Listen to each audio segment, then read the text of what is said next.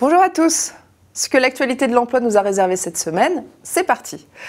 Les cadres en ont ras-le-bol de Paris. 86% d'entre eux rêvent de quitter la capitale dans les 5 ans à venir. C'est un sondage réalisé fin mars par notre site qui nous l'apprend. Ils rêvent d'aller au soleil de préférence, celui du sud-ouest avant celui de la Côte d'Azur, mais l'ouest les titille aussi. En revanche, ceux qui pensent à leur carrière préfèrent Lyon et sa région car ils pensent y retrouver plus facilement un emploi. La première motivation, ce n'est pas une surprise, c'est de retrouver un peu de tranquillité. D'ailleurs, 70% de ces cadres sont même prêts à changer de fonction de secteur pour y parvenir.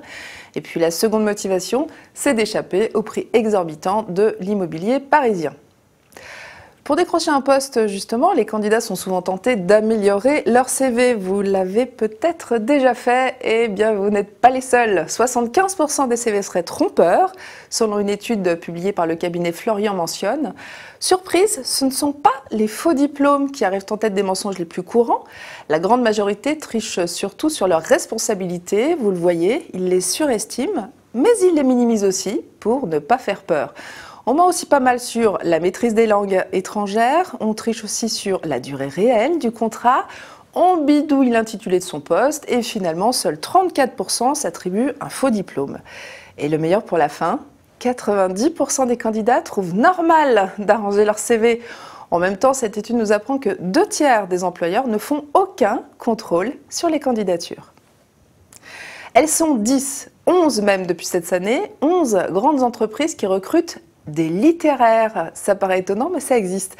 Elles vont même récidiver le 9 avril prochain dans le cadre de l'opération Phoenix. Cette opération qui, depuis 7 ans, a permis à 160 jeunes universitaires dotés d'un Master 2 de rejoindre des AXA, Renault, L'Oréal ou PricewaterhouseCoopers, par exemple.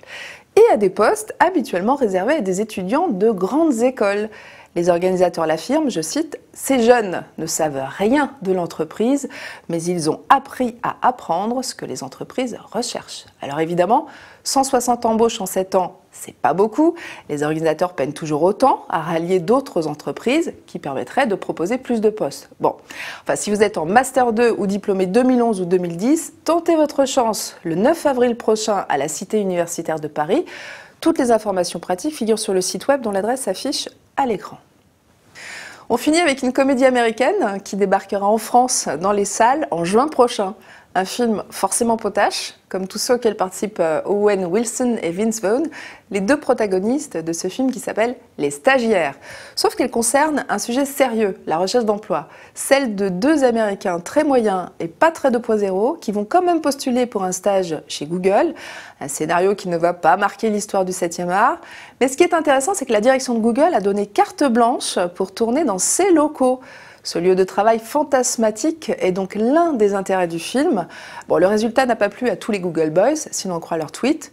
L'effet miroir n'est pas toujours le plus valorisant.